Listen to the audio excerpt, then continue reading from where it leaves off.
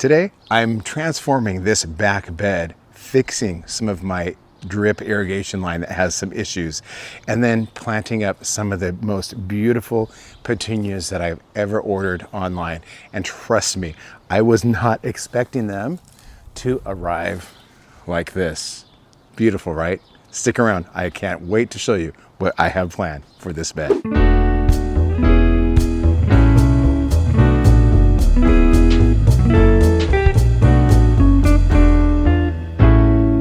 Okay, so this back bed is one of my favorite spots in the garden simply because it's such a focal point in our backyard. Whether you're sitting on the porch, enjoying the view, or you're looking out the window, this back bed provides interest all year long. And that is mainly because the roses bloom 3 or 4 times a year. We also have early blooms from these beautiful white gladiolas, which are just about to start to shoot up their bloom heads.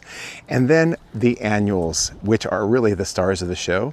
And it's important to have annuals in here, and that's what we've done every single year, because not always are the roses going to be in bloom, but the annuals are nonstop color that will last all throughout the spring, summer, fall, and into the winter here in Southern California. So that's what makes this bed so special, is because there's year-round interest and year-round color. And when they're all blooming together, man, it is absolutely magnificent. So what I'm going to do is I'm going to come through and I'm going to weed all of this out, trying to pull the weeds from the roots so that it keeps them from coming back as soon.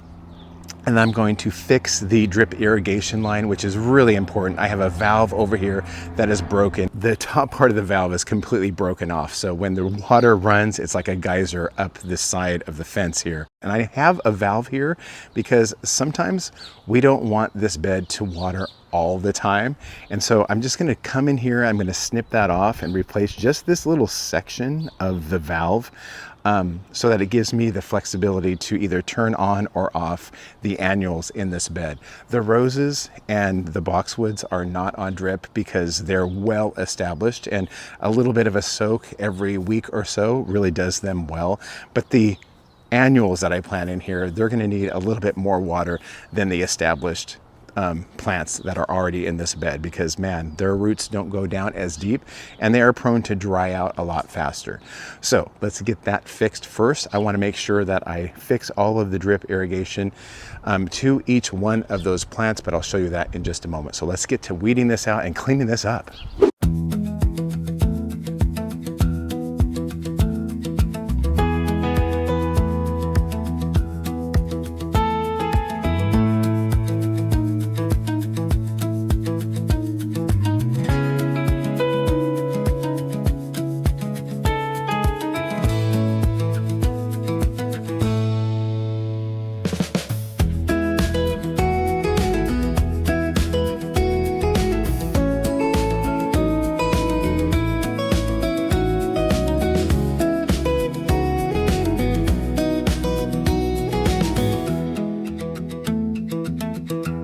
Okay, so this makes such a difference getting this all weeded out. And I want to make sure that we get rid of those weeds because, first of all, any garden with weeds can become quickly overgrown with weeds. So we want to do that.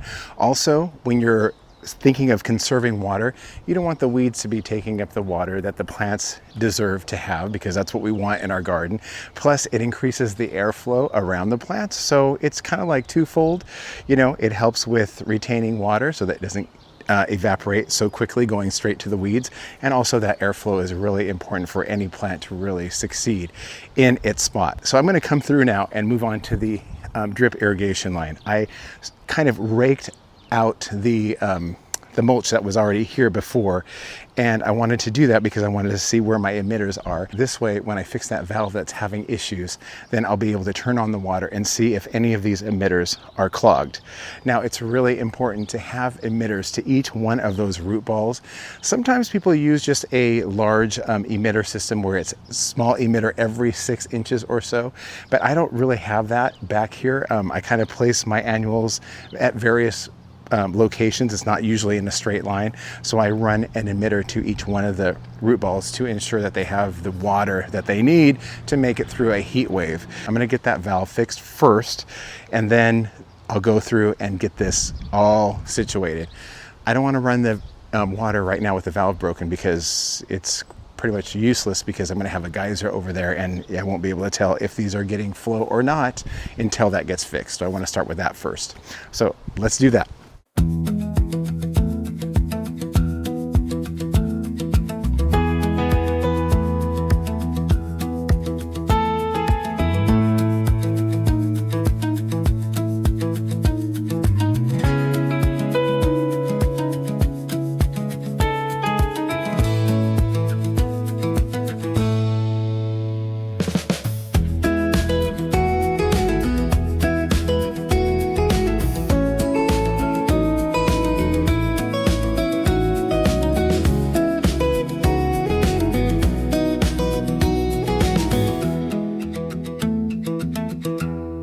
The cleanup is done. I cut back the boxwoods because I was thinking it's probably important to get those trimmed back so that when they do grow out even more and they start to flesh out, I'm not trimming them on top of the brand new petunias that I'm going to plant in here. So let me go get those and we're going to talk about how amazing they are. Let's talk about these gorgeous petunias. I just opened these up from the box about 8 days ago and I cannot tell you how impressed I am. These are honestly the best condition I have ever had from anywhere mail order. And if you've been watching my channel for a while, you know that very often I do mail order my annuals, petunias in particular. I buy from my local retail garden centers very often because I want to support the local business here, but like when I can't find something, I do mail order them.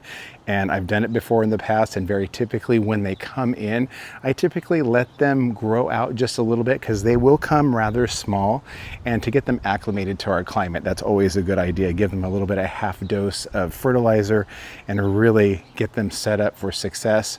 This time, especially with this order from Creekside, that is not necessary at all, guys. It's been 8 days. I just took them out of the box and they are absolutely stunning. Look at this. There is no babying these along at all. They are ready for this back bed and I can't wait to get the color in there. But before we do that, I want to talk to you about Creekside and what they do, which is really, really beneficial for shipment. They were not tossed around at all. One of the boxes came completely upside down. Of course, Creekside is not responsible for the shipping process. Who knows what's going to happen? But one thing that they do with their annuals is they make sure that they have the best possibility for success upon arrival, meaning they make sure that they're packed really nicely. They insulate those interior boxes with just a little bit of extra cardboard.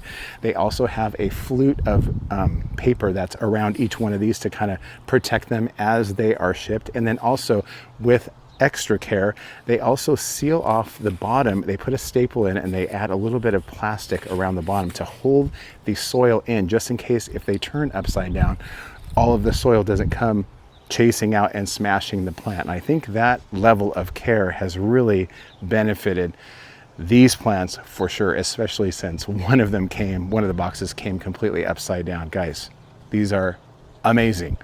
Now, this Saffron Finch, such a beautiful, brilliant, bright color, and it just attracts the eye to any bed that you plant these in because that brilliant color really kind of draws you in.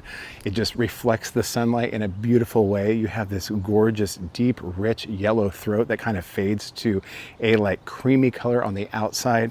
Such a beautiful plant. About 5 years ago, I planted up I think Proven Winners had a variety called Limoncello, which was fine, but it kind of fizzled out every once in a while. So the fact that they have this now in their lineup of amazing Supertunias is truly fantastic. And it's done really well for us before. We had it planted in our front planter. It lasted all season long until I pulled it out. And I think this is going to do exactly the same back here. Beautiful, rich, green leaves with that brilliant color. Now with that, I'm going to plant this gorgeous Bordeaux. It's been around in their lineup for a long time with Proven Winners. I planted this many times before and been very happy with it. I mean, you have that beautiful, rich purple color and that deep throat, which is almost a wine color.